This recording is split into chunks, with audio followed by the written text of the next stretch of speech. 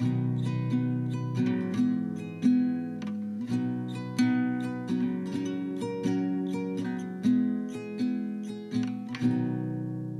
on Growing Guelph, I speak to P. Brian Skerrett about the efforts he's involved in for a potential national urban park on the Guelph Reformatory lands. We explore the site's powerful history, the heritage designation, ongoing political conversations, and some of the bureaucracy involved in getting projects like this done, and how this park could reshape Guelph's green future.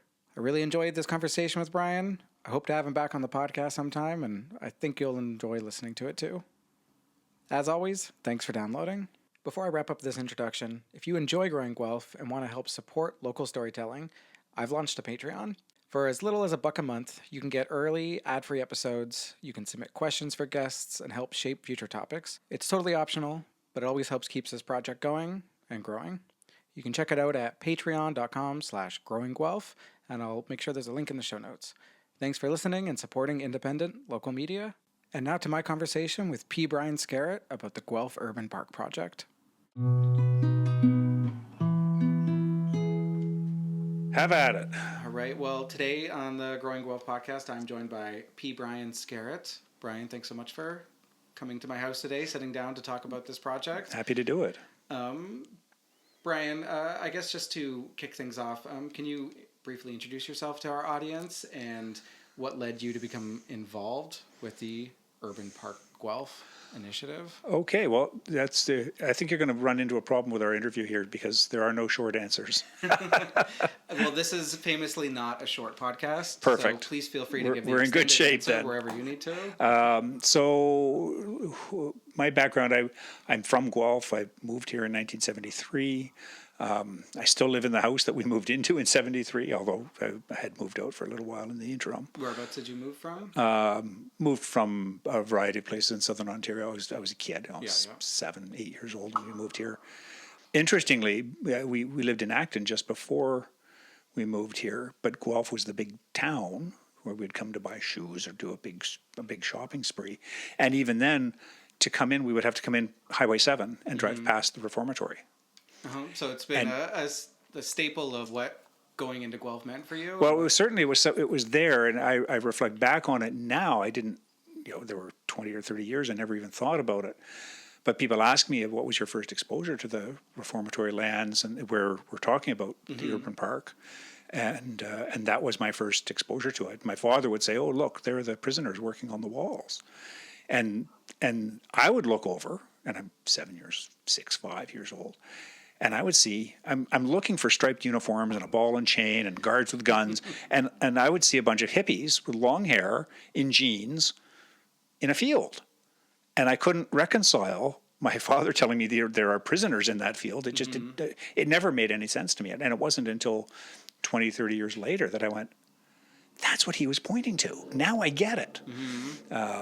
So for people to paint it in their mind of what we're talking about, the Reformatory lands, they border York Road on That's the right. one side, and then is it like Watson kind of on the other? Yeah, they're sort of bounded by north and south. It's York Road and Stone Road, and east and west. Originally it was Victoria Road over to Watson Road. It's interesting when you look on a real big overhead map of the city, of the way it sort of has expanded from downtown, where there's the downtown core, which the whole downtown sort of straddles this land in some way, and then there's greenery space of is it Cutton Fields, the golf course, and then the north has sort of expanded and the south has expanded, but if you look at it, there's this big green space and this area that just hasn't built up in the same way and has sort of been untouched. Yeah, which I guess speaks to. Well, that's because the Reformatory was originally 1,000 acres. So that's that big chunk of land that's not developed yet. Now, a huge swath of it was sold to Fusion Homes, 300 odd acres, a number of years ago. And Fusion is now in the process of having it developed. And that's land that's between Victoria Road and the Aramasa River. But everything on the other side of the river is still undeveloped. There's 260 acres that are owned by the province. There's a number of acres that are owned by the city that used to belong to the Reformatory. The city bought it and actually has it classified as parkland. And there's a couple of other sort of landowners in there. Fusion owns some of the land on the west side of the river. Okay. Guelph Junction Railway owns some of the land. So I think there are actually technically 5 landowners within what is called the Heritage Conservation District. But we've already digressed from who am I? Yeah, that's okay. And like I said, this is going to be, the conversations are always tangents. I'm guilty of wanting to explore every tangent that comes up. But Right. yeah, you were walking through your history in Guelph. Right. And yeah, keep finishing that story. How did you Sure. get Well, involved? we'll fast forward a little bit. I mean, I worked in Guelph. I went to school in Guelph. Eventually, I started working for HarperCollins Canada. I was commuting, so there was an interval where I wasn't as engaged in the city. Mm-hmm. But when I came back into town and I had the opportunity to get engaged, I really wanted to be involved the way I had been when I'd been managing the Bookshelf Cafe downtown in the 80s. So I was fortunate to join Heritage Guelph and start looking at heritage properties and learning how to do heritage research. And through that process, at one point, the province came back to the city and said, we need you to designate the reformatory lands under Part 4 of the Heritage Act, because even though we own it, and you can't override us while we own it, we expect that at some point it will become owned by somebody else. Mm-hmm. And we have an obligation to ensure that it is protected. It's currently protected under Part 3 of the Heritage Act, which applies to provincially owned properties. But we want it protected under Part 4 of the Heritage Act. So they came back to the city and Heritage Guelph, and then Heritage Guelph looked at it and said, well, wait a minute. Part 4 of the Heritage Act is only going to protect the buildings, but there's a huge expanse of property there owned by multiple landowners that won't get protected. Mm-hmm. The Trestle Bridge, the quarry lands, the lands to the south. So Heritage Guelph proposed at the time, let's go the extra mile and protect it also under Part 5 of the Heritage Act, which curiously the city didn't want to do. They didn't want to get involved in that, but Heritage Guelph pushed for it, the community really pushed for it, and City Council saw the benefit of it. So in about 2020, 2022, in that range, they started exploring the Reformatory Heritage Conservation District, which is the greater area that encompasses the quarries that goes all the way down to Stone Road. McQuillan's Bridge, which is a heritage bridge, is included in that zone. Excluded some areas, but it also included those lovely ponds on York Road. So now it's going to be protected under both Part 4 and Part 5 of the Ontario Heritage Act. And that was where I first got involved. My only experience with this land, to my best of my knowledge, is I went on a haunted ghost tour. Okay. That is it Guelph Urbex? Urbex? Yeah. Yep. I found it a fun evening out and about, even though I'm not a ghost believer necessarily. Right. It's fun to indulge in those kinds of things for good fun. I probably learned a lot more about the Reformatory and the history of it in that tour that I've since forgotten, since it was a few years ago. But I'll take you out again. Yeah. Well, it was fascinating to walk around the grounds and to, even though you don't get to go inside the building or anything there, you get a real sense of the magnitude of the history there. Yes. And I think that magnitude is partially because it is, it's not just living space. It's there's a lot of emotions one way or another when you're talking about a place that was a reformatory due yes. to the characters that were there and the nature of their life at that place. Yep. Carries with it a decent amount of baggage, I guess you'd say, historical. Well, it baggage. Can do. It depends on how you approach it, I think. Mm-hmm. We came in, Urban Park Guelph came in for some criticism initially when we were suggesting that a national urban park should go here. And we were accused of trying to whitewash the history there. And in fact, it was quite the opposite. We are embracing the fact that was a place of pain and suffering. Yeah. It was not, a wonderful, happy-go-lucky. The reform movement was wonderful in its day, but it had kind of fizzled out by 1937. And sorry, I am ignorant of some of these historical movements in that, so I'll Sure. ask you. The Reform movement was. Can you specifically Okay, describe well, that? we'll start with the name of the facility. It was the Ontario Reformatory Guelph, and that was a big change from the previous mode of incarceration, which was you send somebody to a jail or a penitentiary. Right. So when you send somebody to a penitentiary, you're telling them to be penitent, right? You're being punished. Yeah. When we send you to a reformatory, our goal is to reform you so that you don't wind up coming back to jail. Right? It doesn't do us as a society any good to send somebody to prison only to have them, the recidivism rate is very high when Yeah. you start coming back and committing more crimes. And I imagine some of these philosophies of punishment, I mean, they get into bigger questions about religion and things like that in terms of, is the point of it to, like, the only path to salvation is you have to go, ask for forgiveness, find God, and, like, that's kind of your path to society versus a little bit more, and maybe like you're saying that the reformatory approach takes is a bit of a more of a humanist, more of a maybe using the psychology of the day to put in elements of reforming, changing the people themselves. If you're asking for the root of the reform movement, particularly in the penal system, it's layered. I just finished I had curated an exhibit at the Guelph Museum on the Ontario Reformatory. And one of the things I learned about it was that it wasn't just because the government wanted to do something that was good. Right? Governments don't do that just because. Yeah, very rarely are they motivated exactly. that altruistically. Exactly. So one of the things that came out of the research I did was that they had a problem with young boys. It was literally called the boy problem. And from the 1880s even into the 1930s, in urban settings, we had a shift. We weren't an agrarian society anymore. Boys in particular, weren't working on the farm. So they were in cities and they didn't have anything to do.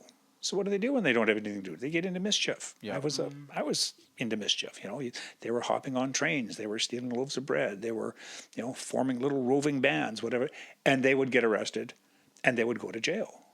So we're sending 16-year-olds, 14-year-olds to the Toronto jail in the 1890s. And they would go to the jail and they would be incarcerated with adults who said, "Oh yeah, society's out to get you, man. Of course that you're here and you're screwed." And so they would come out with a chip on their shoulder, thinking they got screwed. Sending them away to criminal training school. Precisely. Right? Like they're kids, but then you sent them and they get that chance to fully integrate with older hardened criminals. And So that was one of the other goals of the reformatory was to solve the boy problem by creating a place where we don't incarcerate them with career criminals. Originally, the plan had been that this was going to only be for first offenders, and you would go in and also they were given something to do. They were taught a trade. There were multiple trades being taught at the Reform. You could work on the farm. You could milk the cows. You could build stone walls. You could learn to be a mason. You could work in the weaving shop, in the woolen mills. You could become a tailor. The number of industries that ran in that place over the course of the next 70 years is astonishing. They had a fish factory. Whoops, I just... It's okay. I'm sure listeners are no stranger to some of the microphone noise that pops into here. So. I discovered in 1969, it was only a year or maybe two, they had an ice cream factory there. They had a huge herd of dairy cattle, and the milk that was produced there's the Guelph Junction Railway train tracks on the other side of the river would stop and pick up the milk that was produced at the Reformatory and deliver it to other provincial institutions in Ontario. Wow. The blankets, they made blankets that went to the troops in World War I. It sounds like you've already done a lot of this work, but like the number of craftsmen and businesses and things like that probably were produced as a result of the training at this place. Like you could probably do a whole historical record of like this place opened up and this place opened up and this person went off to move to Toronto and develop this. Well, we don't have a lot of history of specific people. Yeah, that gets a little trickier, and particularly as time goes on, we run into privacy issues and access to information issues. And for the Urban Park project, I mean, I love getting into the history of these things, but to do the work you're talking about, which it's hard for me to not do, but it doesn't actually advance the urban park project. Yeah. And now, when the park comes to pass and exists, then it would be a fascinating project to start fleshing those details out, and that could go on for years, and it would be really interesting. Well, you clearly have a passion for digging into local history, which is partially how we were connected for this conversation today. I guess to not dox myself too much, but I mean, it's already out there. There was a article that Guelph Today did about my house that just sort of, I had already done a lot of the history, and I did this during COVID when I first moved back to town. You know, first time homeowner looking into who's owned this house before, what came before. The house is like 150 years old. I did a deep dive of everything I could find about my house. Anyway, some of those details were shared in the Guelph Today article. You read that article, you reached out to me and had additional details to fill in some of the gaps. The house is actually older than we had originally thought. It's over 150 years old. How did you get into that space of starting to explore like urban history? Well, again, that was through Heritage Guelph, when we were being confronted with decisions on properties or neighborhoods about designations or building permits, that sort of thing. It helped to be able to do some research and look up the details. The city would provide us with the work they did, but I learned that they were limited in their capacity. They had as a volunteer organization, or Heritage Guelph had the latitude to put in more time and say, well, what if we go down this road, and what if we look into this? And frequently the city would come back to me, like I just said about the urban park, and say, well, that's fine, Brian, you've got a lot of information. We don't need it to advance a heritage designation on this property. But to me, having those social histories is hugely important. We're not just talking about buildings, and in the case of the Reformatory and the urban park, we're not just talking about 350 acres of property. It's not like if it was just talking about land, that's a whole other story. But we're talking about land. We're talking about the history. We started working with an organization called Wildlands League about 6-7 months after we started, and Wildlands League, we conferred with them from time to time about the urban park, and they supported us, and they're championing it in their own realm. But their conservation director came to me and said, Brian, I don't think you understand what you have here. And I went, I don't know. What do you think we have here? And she said, we do projects like this all over the country. And by a country mile, this site has more going for it than any project I've ever seen. And that was when it really sunk in. Again, because I grew up here, I just sort of take it for granted. I'm not, by nature, I'm a bit of a historian, a bit of a heritage nerd, a bit of a researcher. I'm not an environmentalist. Small c environmentalist, not a capital E. Capital, I said small c, small e.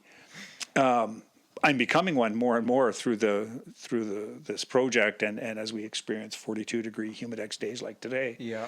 But it was Anna's conversation with me that made me go, wow, we do have a special site, and it's not just about 350 acres. We've got layers and layers of history. We've got lots of opportunity for engagement with the Indigenous community. Yeah. And it's not like 20 kilometers outside of town. It's nestled, within the city limits. Yeah, and it's just the nature of where it is sort of nestled into the city. It's within the city limits, and it's almost like it's right downtown. It's right there. It's right outside of downtown. But it's kilometers away. Yeah.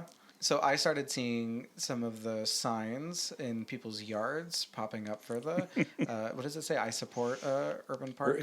Yeah, my Guelph includes a national urban park. Yeah, and some really nice graphic design that was created for that. And so it sort of stuck out as like, oh, that's interesting. And I think I might have Googled it and looked it up and got a sense of it. But like a lot of things, there was a lot of things happening, and it fell off my radar. But I kept seeing the signs. So maybe walk through what are the main goals of this proposed national urban park, and Sure. how do you see it maybe eventually? Yeah. Before we were mentioning the signs, I'll give a nod to Gareth Lind, who was the designer of those signs. Lind Design, and he did a wonderful job. We've had a lot of really positive feedback about that. So kudos to Gareth. And in fact, at one point we were having a conversation with our Member of Parliament, Lloyd Longfield, and he had commented on the signs, and so has Mike Schreiner. And Mike Schreiner's come to us and said, keep it up. These signs are great. This is the way activism is supposed to work. It's interesting how important those elements are of a movement. Yes. Of like the branding of it. Like, Yep. do you have clear, colorful, the true like branding of a movement to help bring it forward in people's minds, and that consistency so they can Yep. see the colors and link it together with, oh, right, that's that idea and that's that proposal. Yep. And maybe it's more important now than ever. But I think it is. I mean, we're in a very fractured universe in terms of information and messaging. Yeah. I get a lot of criticism, say, "Oh, you haven't done enough," because so many people I talk to haven't heard of Urban Park Guelph. I'm like, so many people haven't heard about so many other groups in town. It's not like we're in a 13-channel television universe anymore. Yeah, right. I mean, if you get into it, how many people couldn't name their city councillors, couldn't name the mayor, couldn't Right, name yep. the premier of Ontario if push to shove. Like we, Yes. yeah, we're at the most. We're awash in information. Yes. And so much of it, and I've talked about this so many times, but partially the motivation to start this podcast is to just put more of a focus on conversations around local things that are Yes. happening, to get it out to people, because this is competing with a million other things on someone's phone, on their computer, to take their attention elsewhere, take it to global things that are happening, to things in the States, things like in a countrywide Canada it's easy level. to talk a lot about tariffs. Yeah. And we spend a lot more time investing in Yeah. what's on the front page of the Globe and Mail or the Toronto Star than knowing who our mayor is, or who's your city councillor. And never mind listing the whole slate of councillors. Who is your councillor or your two councillors, and what ward do you live in? Yeah. Those are important things, and I think becoming more important rather than less. Yeah. But the powers that be don't mind the attention being on the big fuzzy things that you have less control over, versus the council meeting that you could go walk down the street to and participate in, or email someone and get a real response. That's right. So anyway, sorry, I interrupt some of your No, answer that's there okay. of- We interrupted each other. What's this park gonna? Could it look like? So, well, there's we'll go back to what you asked initially, which was, what is it supposed to accomplish? Mm-hmm. And that really is a fundamental point. So, when Parks Canada initiated this program, they laid out a set of rules and said, in order to have a national urban park, you have to obviously have to be in an urban area. Mm-hmm. I think that was almost a given. They didn't even put that in their rules. But they had three basic things. You had criteria you had to meet. You had to conserve a natural space. You had to preserve public access, and you had to advance reconciliation with Indigenous peoples. Mm-hmm. So I think about 2020, a friend of mine, James Smith, we were on Heritage Guelph together. He came to me and he said, "Hey, Brian, the government's just announced this National Urban Park program. Do you want to, what do you think? We should be moving the reformatory forward. That land is ripe for this. It's been vacant at that point for almost 20 years. Mm-hmm. It had been for sale on and off. Nothing had happened. There'd been a million plans for it. Nothing had happened." And I said, "Well, that's a great idea, but it's not really something Heritage Guelph can champion." And he said, "No, I didn't think that." But I put him in touch with Yorklands Green Hub. So they had conversations, and then Yorklands decided to run with it. They started working on it, and then in fairly short order, they realized that it was actually a bigger project than their mandate called for. Their original mandate called for using a small area of that land, not the whole shoot and match. So they coordinated a number of people from the Guelph Hiking Trail Club, from different organizations, and they dragged me in. I had just left Heritage Guelph at the time, and we had a few meetings. And from those meetings, ultimately we said, is this going to be a project of Yorklands Green Hub, or should we hive off and create another thing? So Urban Park Guelph was born out of that. Urban Park Guelph was born out of that. We went forward. We looked at the requirements from Parks Canada. Parks Canada said, you have to conserve, you have to do all these things. One of the problems I had when James first talked to me, he said, oh, we have to advance reconciliation. And I was like, well, how are we going to do that? Like, this isn't Indigenous land. All the other parks were somehow incorporating. And then it dawned on me that there were two elements. One was that back in the 70s, when the reformatory was operational, a group of inmates, Indigenous inmates, formed their own. I've always hesitated to call it a self-help group, and a society sounds too formal. I don't know what the proper word would be, but they formed a group called the Native Sons. And the Native Sons advocated for their own needs within the prison system. And they tried to get the right to have ceremony, to burn sweetgrass, to have a sweat lodge. And the prison administration, even though they said, okay, well, first they didn't want them to form. They fought the formation of this group, but then they finally relented and said, yep, you Native Sons, you can have your own club, go ahead. And to their credit, they actually gave them a space. There was a specific room in the reformatory, it was called the Native Sons Room. And that was there from 1976 until the facility closed. And it was exclusively for their use. And there were murals painted on the walls by Indigenous inmates that are still there. Now, they've been documented, but they are not protected. And they are starting to fall off the walls. They're peeling. So that's a shame. That's something I would have loved to have seen protected. But knowing that the Native Sons were there and had become part of the history of that place, I thought, well, that's telling. That's an opportunity to tell some stories, for us to look at reconciliation through that lens. Because the Indigenous inmates that were there in the 70s, and well, from the forever, they were there because of colonialism.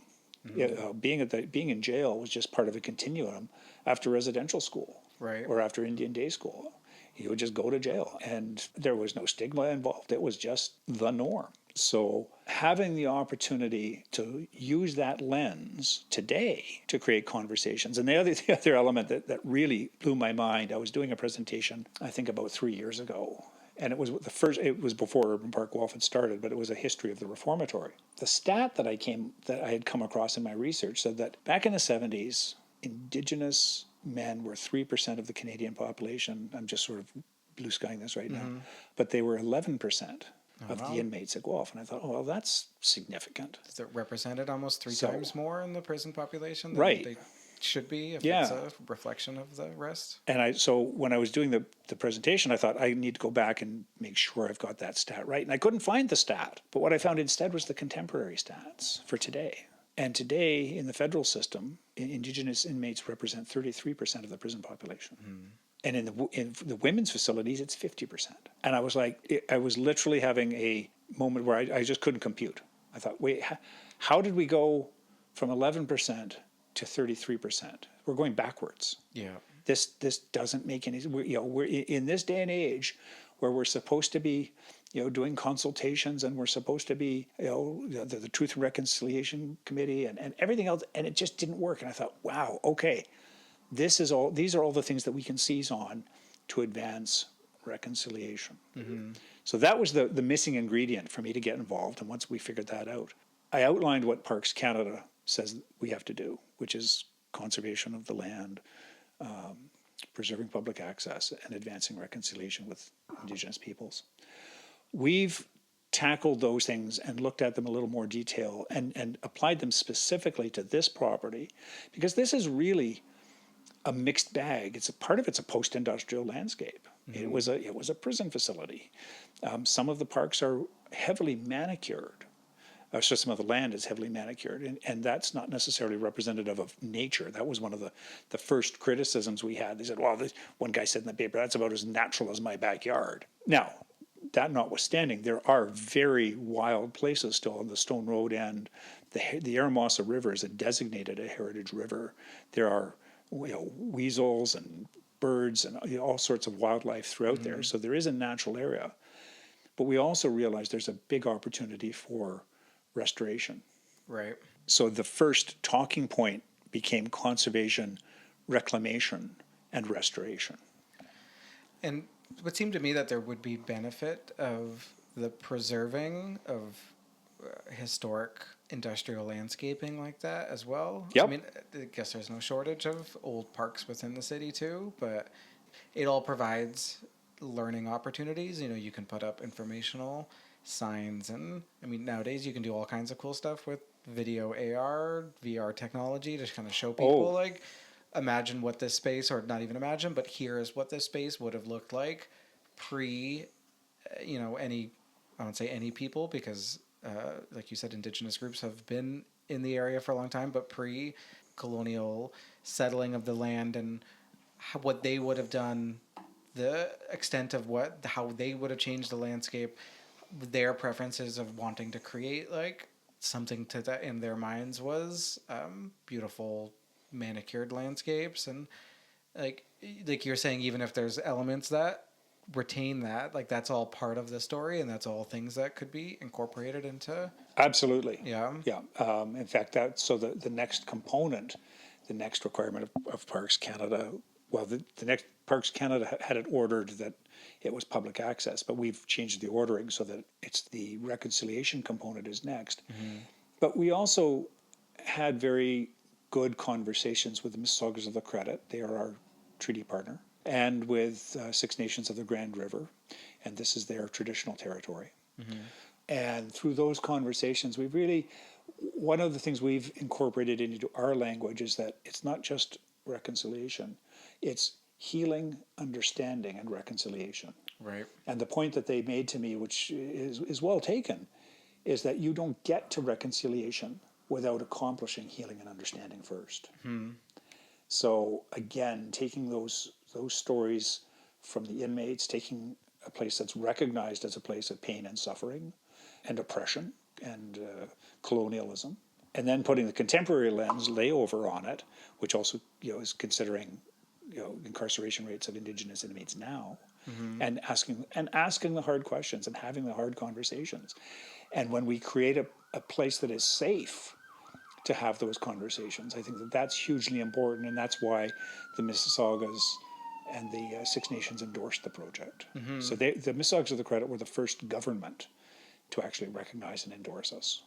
So what is the current status of the project in terms of, I guess you've talked a bit about where things have come, and there's probably been some other developments that we haven't gotten to yet, but like where is the project sitting in terms of what are the next steps? What do you need, and what are the barriers to that?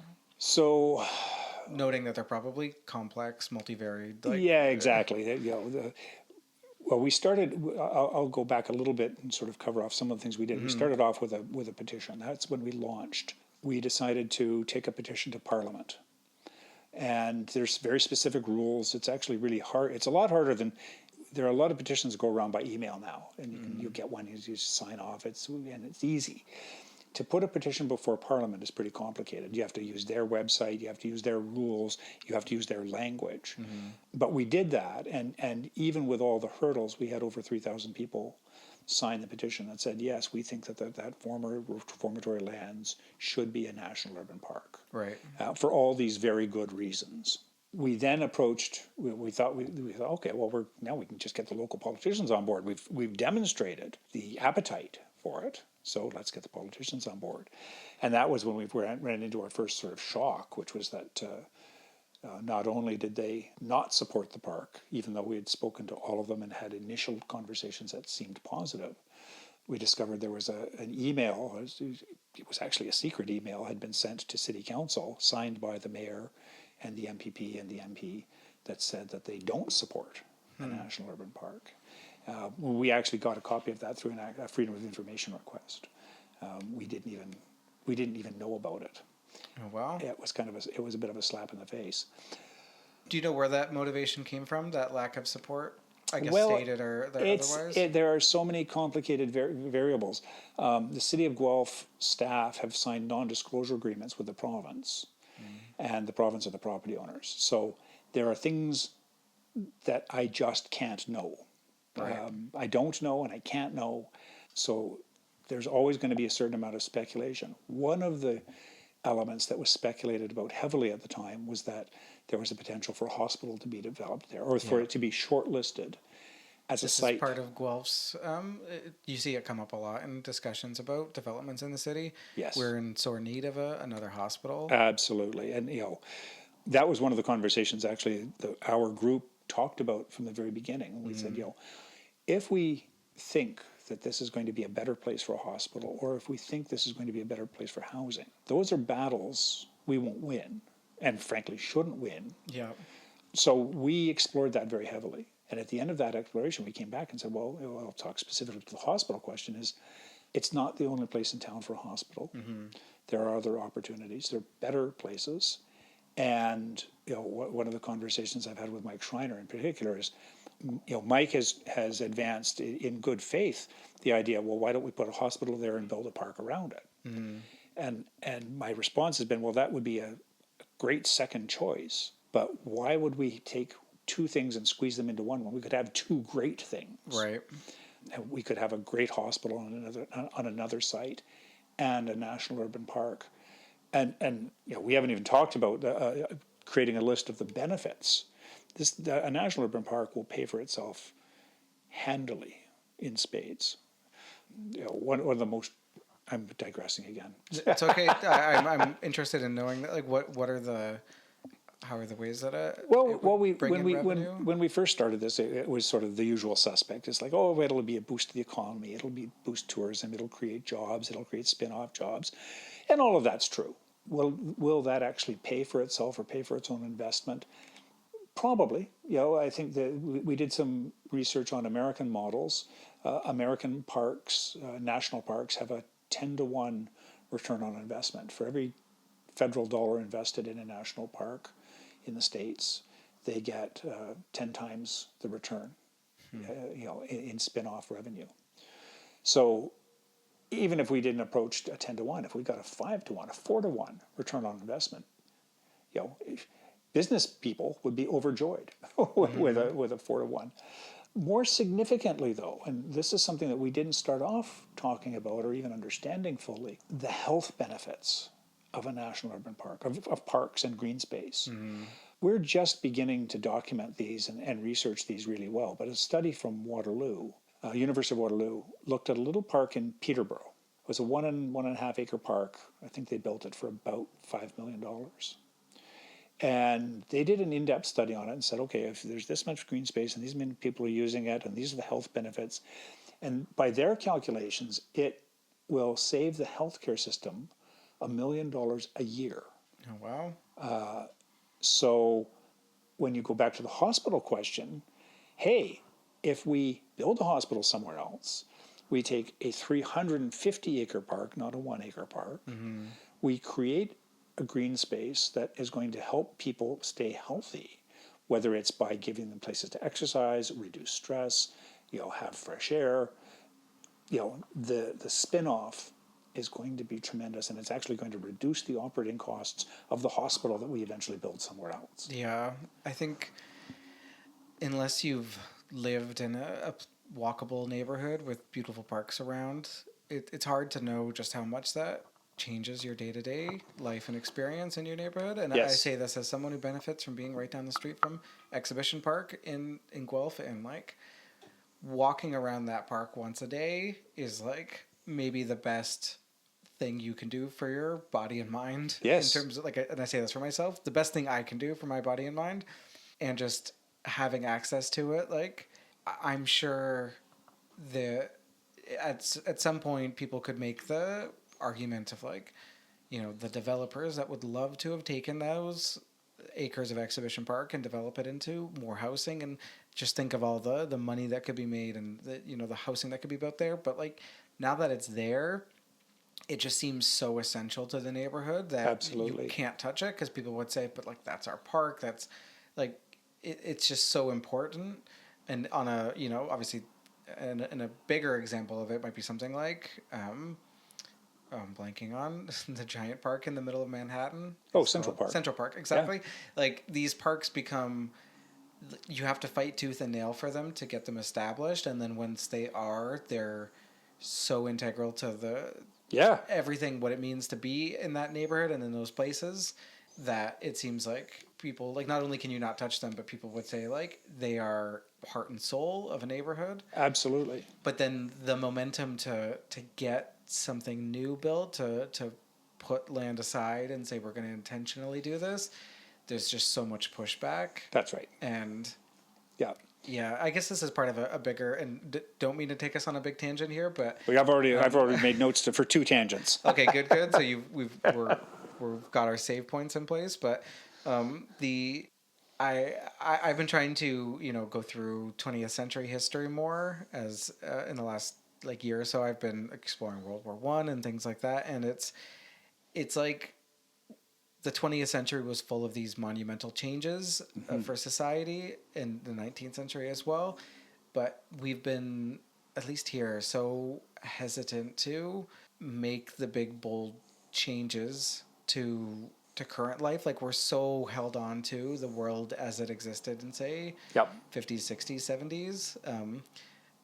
Some of this might be, our biggest generation, the baby boomers came of age at that time, but it seems like that demographic is really wanting to hold on to. Let's not change the world too much from what it looked like at that point.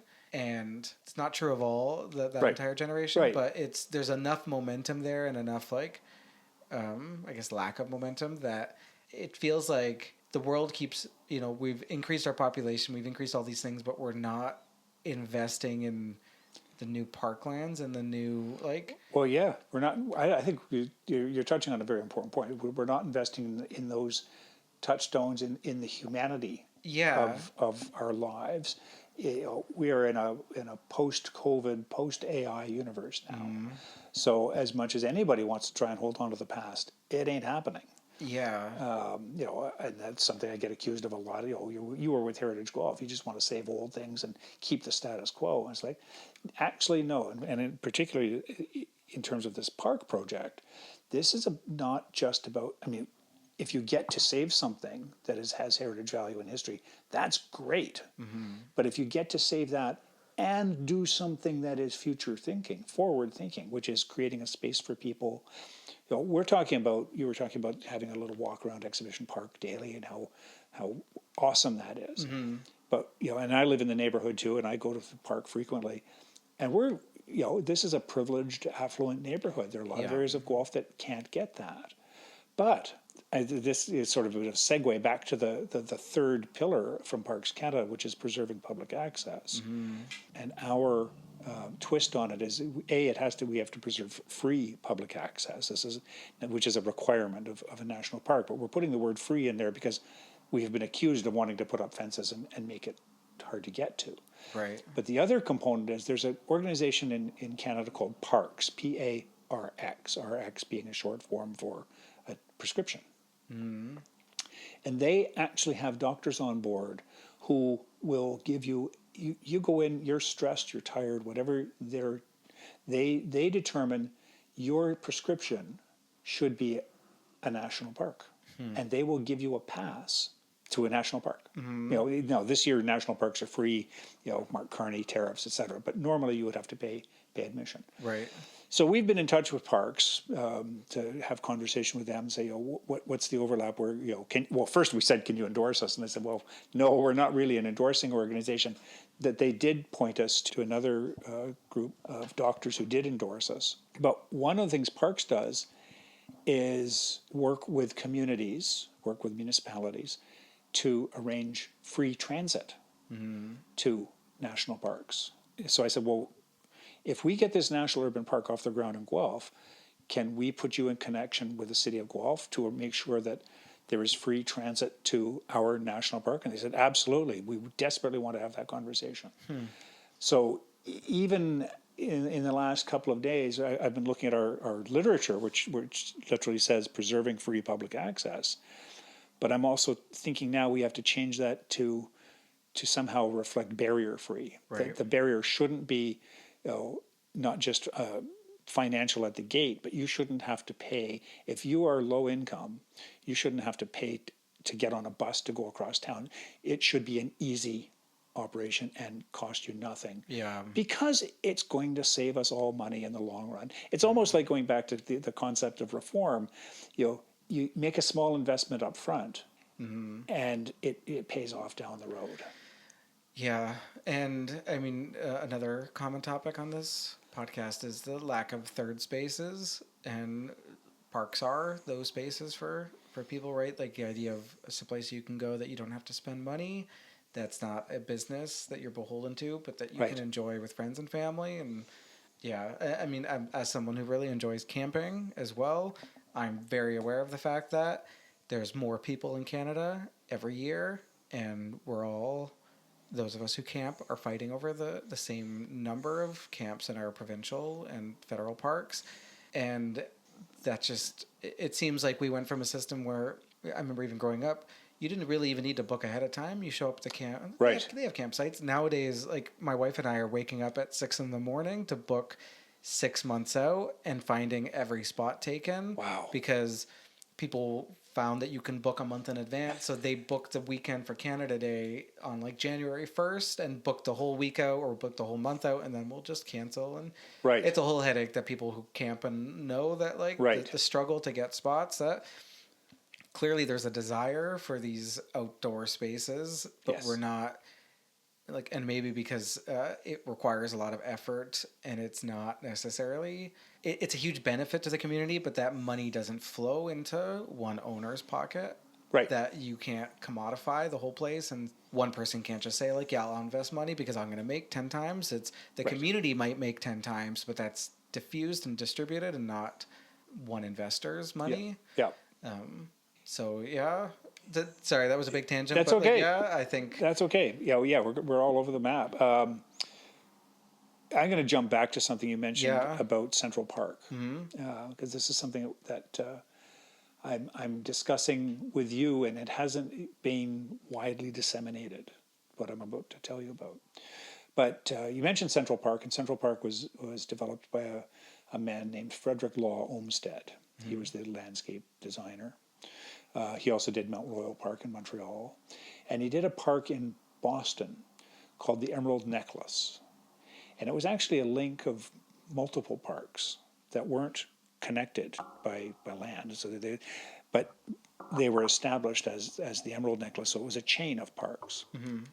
And we looked at that, and when we were first exploring the National Urban Park here at roughly 350 acres, it's relatively small. It would, if the province said, go for it, and Parks Canada said, go for it, tomorrow, this would be Canada's smallest national park. And for a little while, I was really concerned about that. It was one of the reasons I thought, well, if you put a hospital here, that's going to be a problem. We haven't talked about whether you put housing here or not. That's another conversation. But I was worried about it being perceived as too small. But then I looked at this Emerald Park concept, Emerald Necklace concept in Boston, and we developed a map. We're calling it the Constellation, because it's not contiguous, it's not one line, but anywhere that you can connect in Guelph, any green space that you can connect to this urban park core, also becomes part of our National Urban Park. So theoretically, it could be Guelph Lake. Theoretically, it could be Preservation Park. And you can build like the so that the boundaries of it include these like pathways into the park. And the pathways into the park. All of Guelph's river systems would be included, and the city could give over. I mean, one of the interesting things about the Parks Canada project is there is no one model. So the federal government doesn't have to own the land. So they don't have to say this is our. So the city could say, hey, go ahead, take our river systems under your auspices, whether you own it or not, but it becomes part of the National Urban Park network in Guelph. And we create a chain of all these green spaces. And we're very excited by that possibility. And that's something that could conceivably grow so that, we look at green spaces within the city of Guelph today, but in 20, 30 years, we could be including green spaces in Rockwood and Elora and, to the south, to Pushlange Township. There's also conversations about these national urban parks becoming nodes, but then also creating green corridors between them so that ultimately our national urban park would go through a chain of national urban parks all the way down to Windsor. Wow. And that someone could almost traverse on foot. Theoretically, well, I'm not sure we're talking about like a Bruce Trail. Right. But yeah, I mean, whether you traverse it on foot, you create these green corridors and these green spaces that are preserved. one of the fights we had very early on was with people who said, well, the government said you have to have equity with all the provinces, and every province and territory has to have a national urban park. And so we've already got one at Rouge, and the one in Windsor is being developed already. So Guelph, forget about it. You're not even going to qualify. And our response has been, well, first of all, don't assume anything, because there's latitude there. There's going to be slack in the system. We've also learned that the program is very successful, so that it's very possible that they'll be expanding the number of urban parks they want to build. Yeah, having this opportunity to link all these things would be incredible.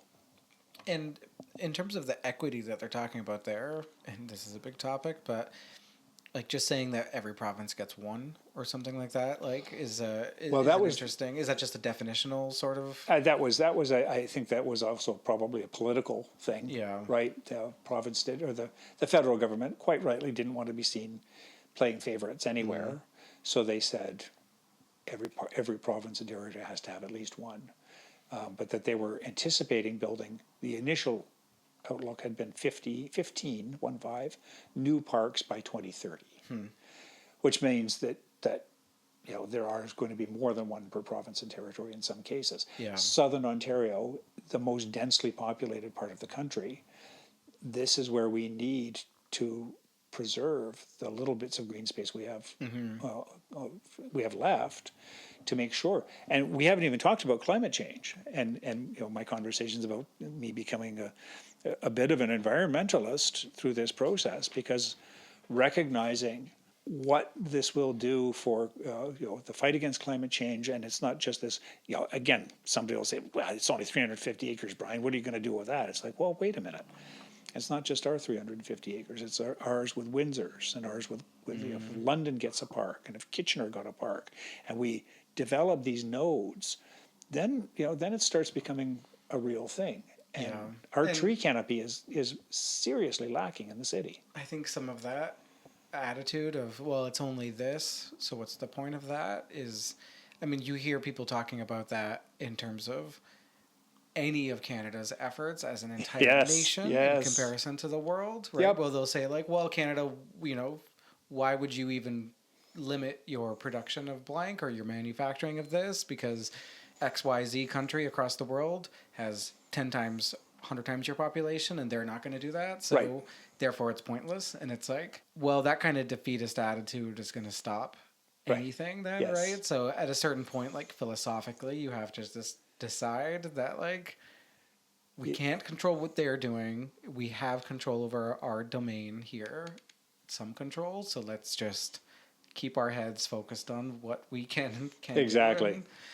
Yeah. But I understand some of the defeatist attitude that can come up to that. But it's an exhausting time. Yeah. We're overwhelmed by the media or the not just the media, but by Facebook and by X and Instagram and all the other inputs we have. It's we're all addicted to our cell phones, to our inputs, which is frankly another very good reason for a national urban park. Because we should create trails that are actually cell phone free trails. Yeah. I went on a walk at Starkey Hill the other day, and I was cognizant of the number of people you see out jogging and running, but people don't go out jogging and running out in nature to be in nature anymore. They're listening to a podcast. They're listening to us right now. Yeah, if you're in nature and listening, well, I can't point any fingers in that, because I'm someone who more often than not will have something playing in my ear. Right. Even when I'm out about in nature, and whether or not that's good for my brain is a question still to be seen. But I guess, in speaking about like that, how do we push forward? How do we create change but still conserve what's important to us? Those questions are big and important, and it's almost like the more info we have about the impact on nature and that, the more we can propose real barriers to doing anything, because we'll know how it's going to impact the world. And I think about this when it comes to like, we were ignorant in the past when we say like, bulldoze something Yes. to create what's already existed, and we Yes. can't go back and change that. So what's done is done. But now we know so much, and we can do the studies about like what endangered turtle species might be impacted by something. And then I sometimes think about like, oh, are we going to hem and haw ourselves into never being able to do anything? And that might be an overstatement of it, but you know what I mean? Like we have to strike a balance about like preserving what's important for us, but also knowing that any kind of building is going to cause harm to the natural world, and it's all about minimizing that harm and minimizing like the impact of it. But we are so equipped with our ability to survey the natural world and understand some things now that like it's almost like we're often paralyzed and things take so long to get done. Yes. Yeah. That, and it's good that we're being considerate, but is there such thing as being over considerate in those spaces? Is there, I don't know, I think we're reckoning with that as a culture right now. Oh, we're definitely reckoning with that. I think, though, ultimately, we have a long track record of not doing what's in our own best interest. Yes. And, to your point, when we did things 100 years ago, we bulldozed a field, we took down a forest, whatever we did, without understanding or knowing the impacts. One person might say that without understanding the impacts on the environment. But of course, we have to realize we are part of the environment. Yeah. So we didn't understand the impacts on ourselves. We do now. And this goes back to both the health, the ecology, and the economy of a national urban park, this national urban park, that there are no downsides. This is the fascinating part. I've challenged people to say, what is the downside of preserving this land, other than you can't sell it to a developer? Well, selling it to a developer would be a downside because we lose an opportunity to preserve nature, to conserve nature, to restore nature, to pursue restorative justice with Indigenous peoples, to preserve public access for future generations. Especially when, you drive around town, Guelph is still in need of a lot of densification of areas. Like there's a lot of... Oh, that's the Toronto in you talking. Well, I mean, I guess even for the sake of, like in the neighborhood here, there are a couple small apartment style buildings, like 2-3 stories high, that hold way more people than like the same land being dedicated to single family houses. Yeah. And I think that kind of dispersed mixed densification could happen across the board. Like we don't need to just do big sprawling neighborhoods. Oh, absolutely. As we've done, as like the South End is developed and things like that. Yeah. Like there could be the exploration of mixed density of spaces, right? Like that. Absolutely. Acknowledging that we can still build more homes. Yep. But also, if there's a current home on a space, like, and it's due for being demolished or something, like maybe the sixplexes that they've talked about, the fourplexes. Well, the fourplexes by right are now the rule in Guelph. Yeah. So that's been accomplished. Many of the areas in the downtown core have actually been tagged for higher density. Yeah. And even this Woolwich Street corridor all the way up to London, from downtown to London Road.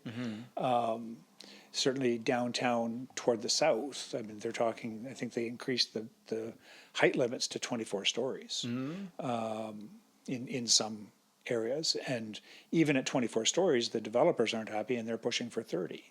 Right. So one of the challenges we have in Guelph, and this we're not really talking about the urban park, but I can bring it back to the urban park. In fact, I will in the context of people talking about, well, what if you put housing there? And it's really easy to armchair quarterback these things without having all the facts. Building on that site, there's floodplain issues as one of the first ones. But even before we get there, we are capped. Our development in Guelph is capped by our water supply. We are ground source water supply. We can't exceed whatever our forecast of 210,000 people without outstripping the water that we have available for those citizens. The housing we've already got proposed and is on the books will ultimately exceed that. Do you know where does the city go after that point? Like, do you Pipeline. have to, so getting a water pipeline from someplace that has surplus to Well, us? it would be picking it up probably from, if I'm not mistaken, from Lake Erie. So wherever Lake Erie has last delivered water, is it Cambridge? I'm not sure. But we would tap into the pipeline and have to run it from there to here. That sounds very expensive. It sounds very expensive, so that's another, and it's a draw on a water supply. It's a draw on a water supply that's shared with the United States, and that's an interesting relationship. We don't know where those we have treaties that govern those water supplies, and we don't know if Yeah. those treaties will stand up. Well, a lot of people who like to play speculative Yeah, future, if you look at anything that jokes about or talks about like potential 100 years out, like they talk about global warming, creating freshwater wars and things like that. Yes. As like, we're surrounded by the Great Lakes in this region, and it's could end up being some of the most precious resources. It already is some of the most precious resource, but it could be that's right. treated and fully, Yeah, and then we'll find out Yeah. just how sovereign of a country we are and what's going on in the States and exactly. bigger things happening there. But Yeah, but you're taking that full circle back to Guelph. That's one of the reasons that we concluded fairly easily between building issues on the site. yeah, The province owns 265 acres there, under 50 acres by their own estimates. Under 50 acres is even viable to be developed. And then you have to start looking at floodplain issues and water supply issues. Again, Urban Park Guelph as a body decided that, there was no conflict with housing Yeah. if we were advancing the idea of the park. And in fact, we are supporting the housing that is being built elsewhere in the city.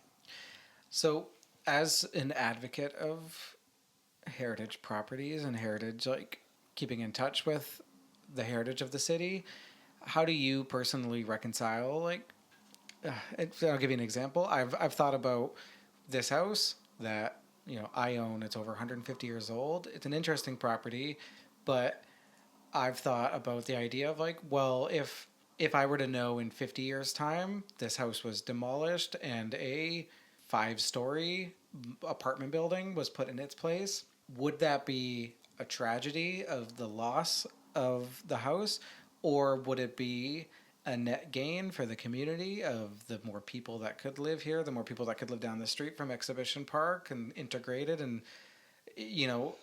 Right. is it a bit of both? Is the answer that it's complicated? Well, it's Or complicated. I mean, obviously, every scenario has to be looked at individually. Yeah. So first and foremost, but one of the things I gravitated to when I was with Heritage Guelph was, we have to continue to build places we want to live. We are, as a community, we still have to engage and encourage employers to come to Guelph. If we create a community that is unattractive, that people don't really want to be in, there was a lot of building done in the UK in particular in the 60s, 70s, 80s that was really gross, and we could build ugly buildings and house a lot of people to make it very inexpensive. Yeah. But if we don't bring employers, we don't bring employment, we're just investing in future slums. Yeah. So, whether this house, I mean, how old houses, old neighborhoods, they create a look and a feel to your community. And to your point, we could build on Exhibition Park. Why wouldn't we? Right? Because it confers value.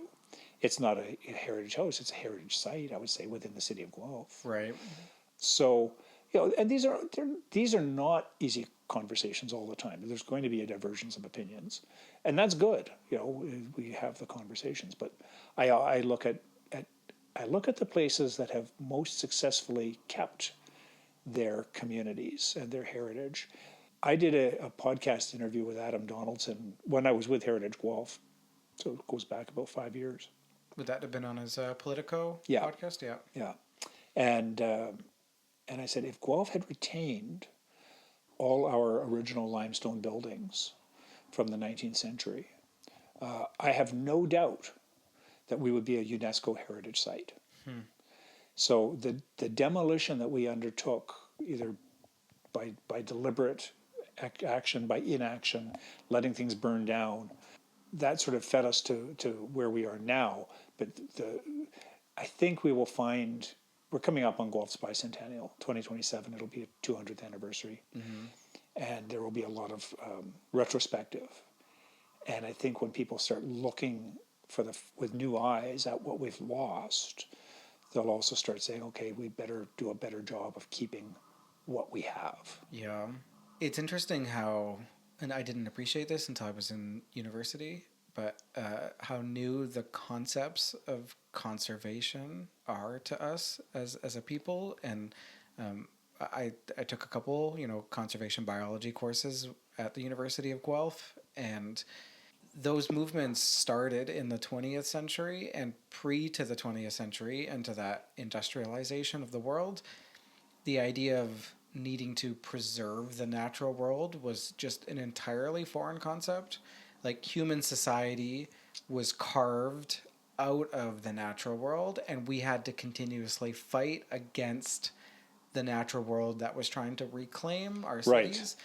Like, the idea of preserving a forest, it's like, it was man versus nature. Exactly. It was a fight. And the forest and the wildlands was seen as scary, the unknown that's going to take your children, and you had to, we see this in our nursery stories and things like that, right. Like the scariness of the wilderness. Yes. And Hansel and Gretel went into a forest. Exactly. They went into the deep dark woods, and the idea that within a few hundred years of industrialization, we've deforested the planet.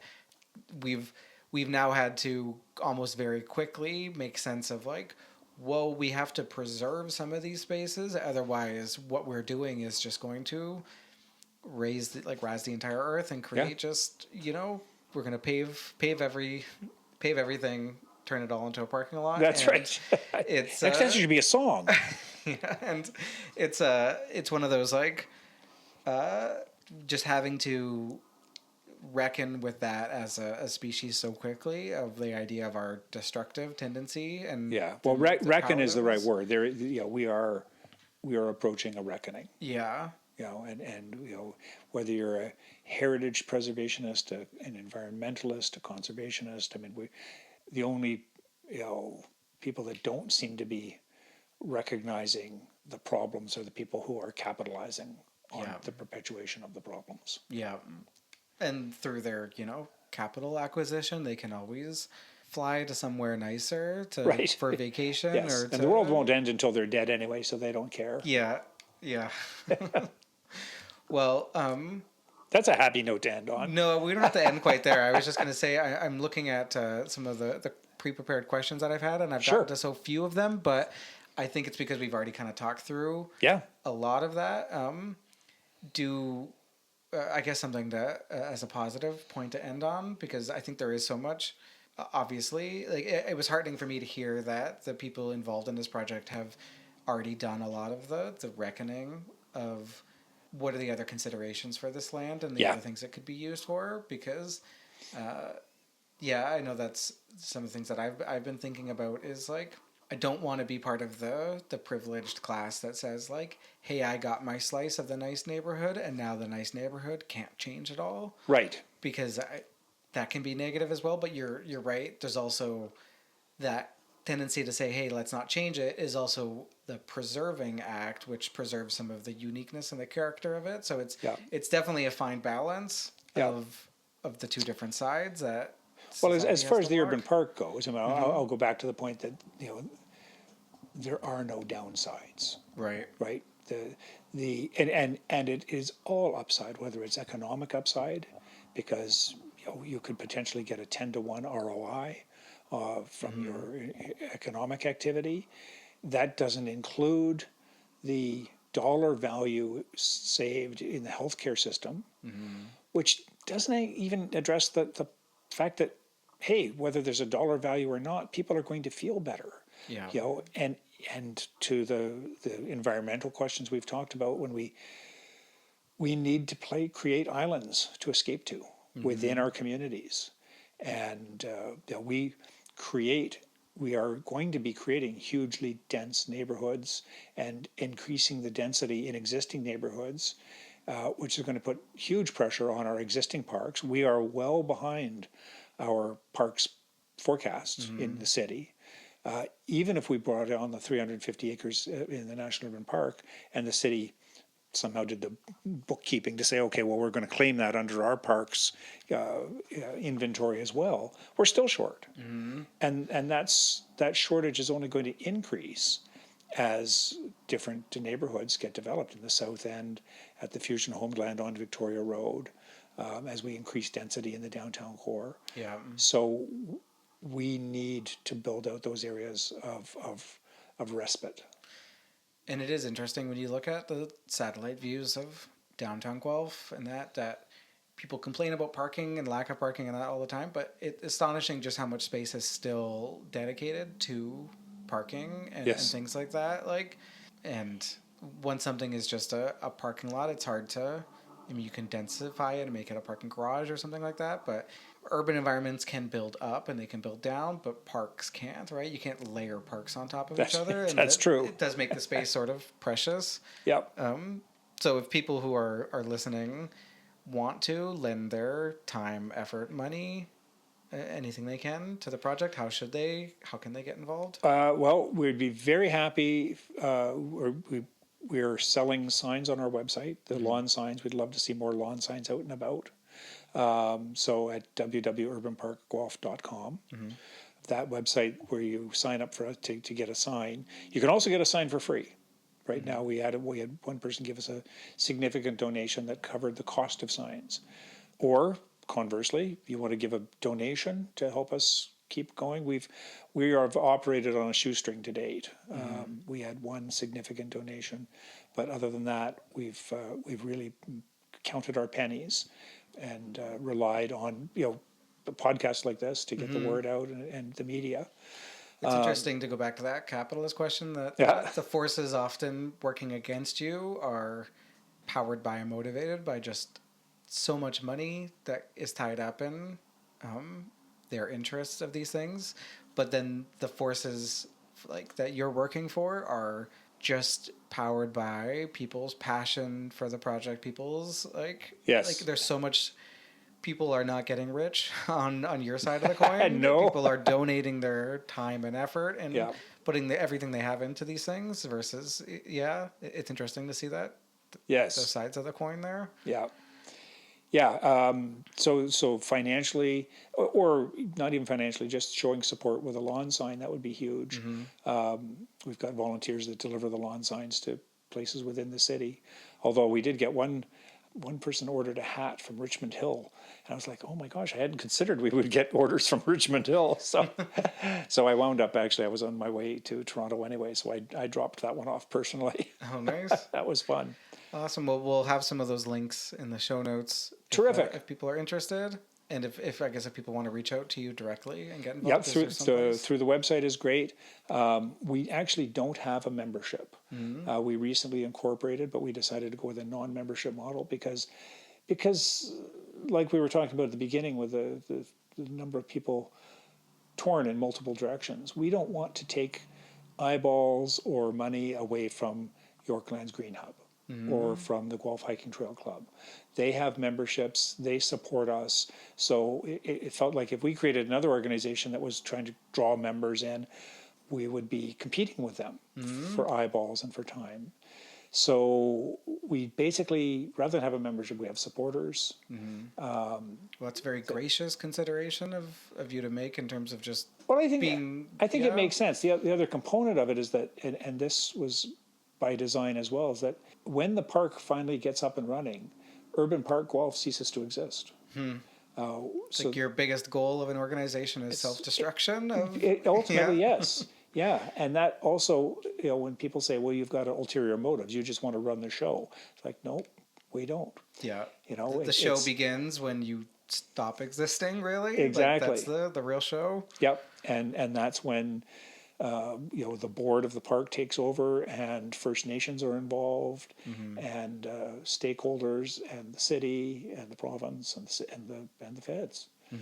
So, well, hopefully that's something that could exist in a potential future that we're heading towards, and Thanks for sitting down and talking to me about this project Thanks today. for the opportunity. I get the sense that there's even more to we could talk for hours. Here, so maybe we'll have to have you back for a different, either for the same topic continued or for happy a to. different topic. Yep. Thanks so much, Brian. Thank you. Thanks for listening to Growing Guelph. I've been your host, Jordan Sloggett. Be sure to subscribe to us on social media, on your favorite podcast app, and if you have a recommendation for a future guest you'd like me to speak to, you can reach out to me at growingguelph@gmail.com.